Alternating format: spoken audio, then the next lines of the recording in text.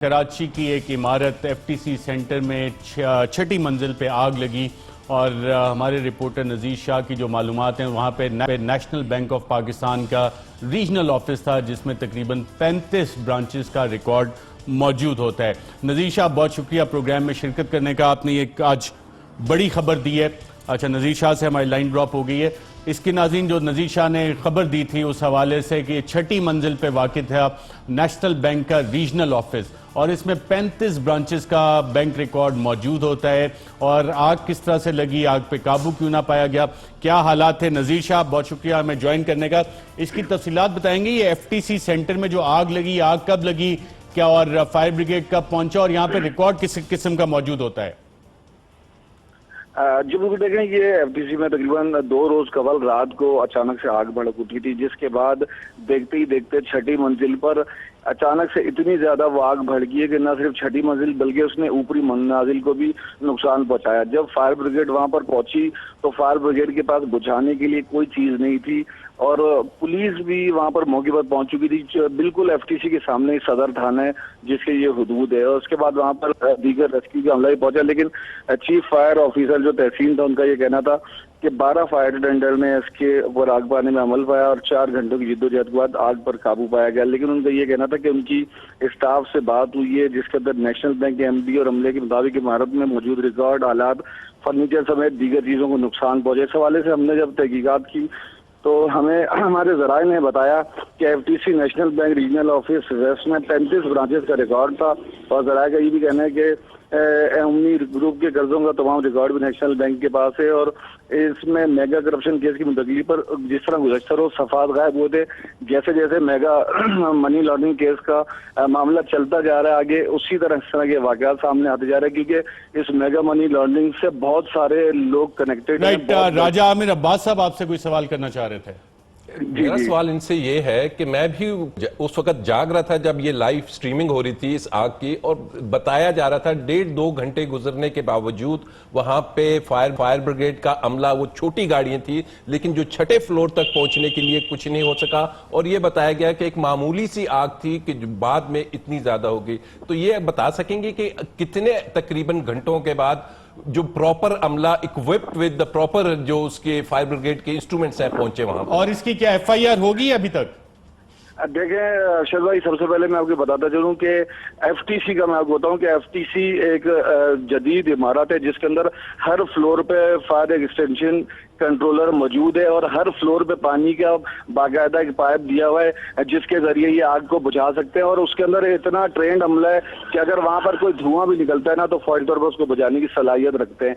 दूसरी बात ये कि दो रोज यानी कि आज तीसरा रोज था, कोई अमला ना एफटीसी का, ना नेशनल बैंक का, ना दीगर मतलब जो उसके अंदर मौजूद थे, अभी तक कोई थाने नहीं पहुंचा। हमारी पुलिस से जब बात हुई है तो उनका कहना है कि आग लगती है जब किसी भी बिल्डिंग में, वो प्राइवेट हो या गवर्नमेंट हो, जब पुलिस के पास कोई इतला पहुंचती है, कोई कंप्लेनेंट आता है तो फिर वो उसका मुकदमा दर्ज करते हैं, उसके बाद तफ्तीश होती है। लेकिन जिसका मुकदमा ही दर्ज नहीं हो तो उसकी तफ्तीश शुरू नहीं होगी। लेकिन पुलिस को जब इस पे कुछ मुतजाद बातें सामने आई तो फिर पुलिस ने इसके ऊपर अपनी तरफ से तफ्तीश शुरू की है। लेकिन फायर ब्रिगेड की जब रिपोर्ट सामने आएगी तो उसकी बेसिस पर अगर उनको ये शुबा मिलता है कि ये आग लगाई गई है तो फिर पुलिस इस पर सरकार मुद्दत में मुकदमा दर्ज करेगी। दूसरी बात ये कि जिस तरह आग अचानक फैली थी तो ऐसी आग कराची में हमने बड़ी से बड़ी आगे भी देखी है, तो कोई केमिकल मौजूद हो या हो तब तो ऐसी आग होती है जो बेकाबू हो जाती है। लेकिन एक नॉर्मल एक बिल्डिंग में लगने वाली आग पर काबू पाना बहुत आसान होता है क्योंकि वो किसी फर्नीचर या किसी शॉर्ट सर्किट की वजह से लगती है और उससे एक अमला ही बुझा देता है। अगर नहीं भी बुझाई जाती तो फिर फायर ब्रिगेड का अमला आके उसे कंट्रोल कर देता है। लेकिन ये आग देखते ही देखते अचानक इतनी भड़क उठी। नेशनल बैंक वालों ने कुछ अभी तक मौक़िफ़ इख्तियार किया है कि कितना रिकॉर्ड उनका जल गया? कि ओमनी ग्रुप का जो रिकॉर्ड है वो भी यहाँ पे मौजूद था या हेड ऑफिस में कॉपीज मौजूद हैं?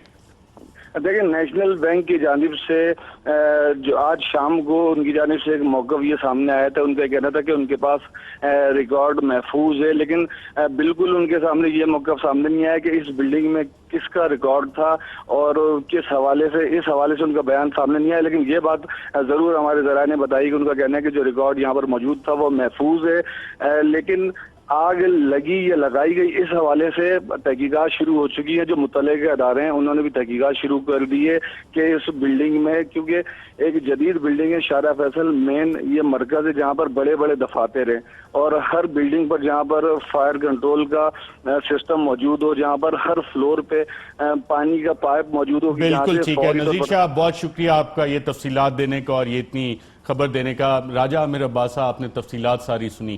سابق صدر آصف زرداری صاحب، ماضی میں کافی سارے ان پہ مقدمات بنے، کچھ مقدمات میں بری اس لیے ہوئے کہ جی اوریجنل ریکارڈ نہیں تھا، فوٹو کاپیز تھیں، اور ایک دو کوئی بڑے مقدمے آپ کو یاد ہیں، اور اس میں جج صاحبان کون تھے احتساب عدالت کے جنہوں نے ان کو بری کیا کہ جی اوریجنل ریکارڈ نہیں تھا؟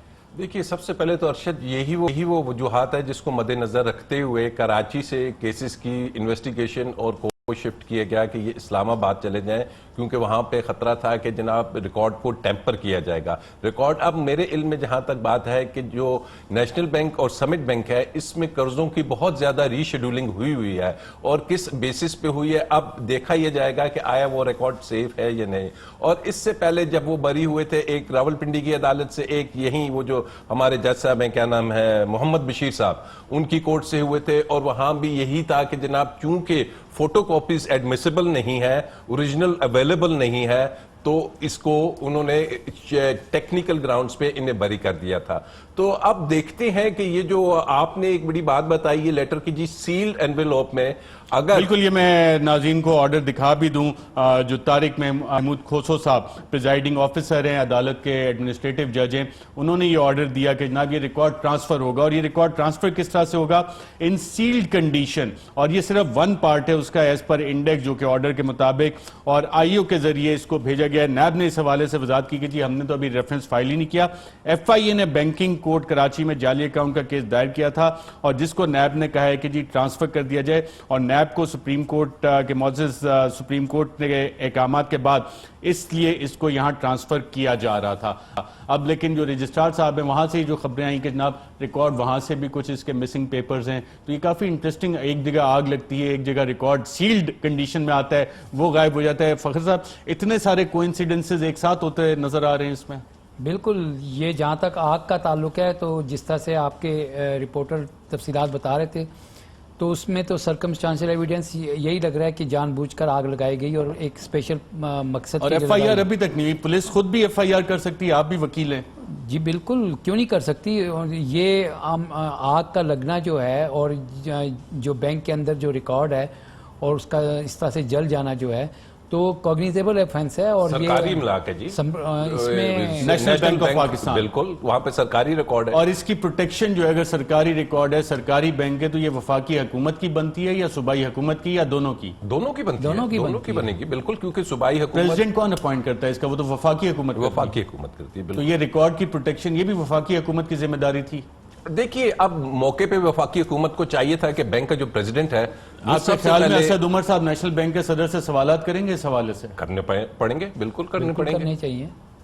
اور یہی وہ فیکٹر ہے جس کے اندر آپ دیکھیں کہ جیسے عامر صاحب بھی کہہ رہے تھے کہ جو کیس ہے وہاں سے منی لانڈرنگ کا، یہ سارا اس طرف کیوں شفٹ کیا گیا. سپریم کورٹ نے آرڈرز جاری کیے، سپریم کورٹ میں رپورٹ پیش کی گئی کہ سندھ حکومت جو ہے وہ تعاون نہیں کر رہی ہے، اور یہ جہاں پہ یہ بلڈنگ واقع ہے یہ جوریزڈکشن کس کی ہے؟ یہ صوبائی. ایک اور اس میں اہم چیز کہ جو کنزیومر بینکس ہوتے ہیں نارملی وہ ہم نے دیکھا ہے گراؤنڈ فلور پہ ہوتے ہیں یا فرسٹ فلور، تاکہ عوام آرام سے آ جا سکے.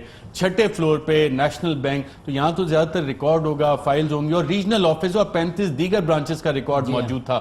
اب اس میں جو انیکشز ہوتے ہیں، ایک تو الیکٹرانک فائلنگ ہوتی ہے جو کہ شاید ہیڈ آفس میں اویلیبل ہو، لیکن اگر فائلیں اس میں جل گئی ہیں تو امنی گروپ کا جو ریکارڈ ہے اگر وہ اس میں ضائع ہو گیا راجہ عامر عباس صاحب، تو اس سے کیس پہ کوئی فرق پڑ سکتا ہے؟ دیکھیے، اگر تو اس کا بیک اپ نہیں ہے، نارملی بیک اپ ہوتا ہے، لیکن اگر یہ اتنا پرانا ہے کہ جس زمانے میں بیک اپس نہیں تھے، تو پھر یہ ہوگا کہ کیس پہ ضرور اثر پڑے گا، کیونکہ کیس نے بغیر ڈاکیومنٹس کے تو آگے نہیں چلنا. بالکل یہ کلیپس کریں گی چیزیں. انٹرسٹنگ. 2008 آنورڈز ریکارڈز تھے میرا خیال سے، اب کتنا اس میں سے الیکٹرانک ہے کہ نہیں.